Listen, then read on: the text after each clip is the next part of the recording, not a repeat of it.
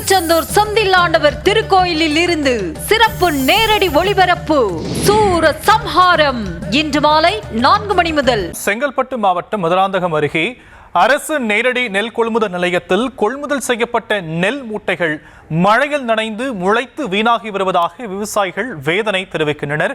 இது பற்றிய கூடுதல் விவரங்களை நம்முடைய செய்தியாளர் அருண்குமார் வழங்க நாம் கேட்கலாம். அருண்குமார், விரிவான விவரங்கள். வணக்கம். செங்கல்பட்டு மாவட்டம் மதுராந்தகம் அடுத்த எல்லன்புரம் கிராமத்தில் அரசு நேரடி நெல் கொள்முதல் நிலையமானது செயல்பட்டு வருகிறது.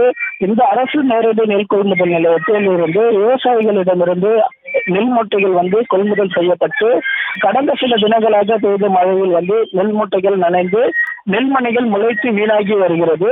விவசாயிகள் விளைநிலங்களில் விளைவித்த நெல்மணிகளை அரசு நேரடி நெல் கொள்முதல் நிலையத்தில் விவசாயிகள் கொள்முதல் செய்யப்பட்டு விவசாயிகளிடமிருந்து அரசு கொள்முதல் செய்யப்பட்ட நெல் மூட்டைகள் தற்போது கொள்முதல் நிலையங்களில் நெல் மூட்டைகள் முற்றிலும் மழையால் சேதமடைந்து மூட்டைகளில் இருந்த நெல்மணிகள் முளைத்து வீணாகி வருகிறது.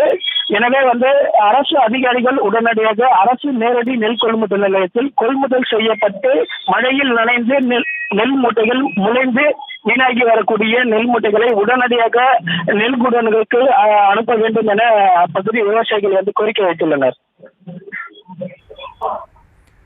விவரங்களுக்கு நன்றி அருண்குமார்.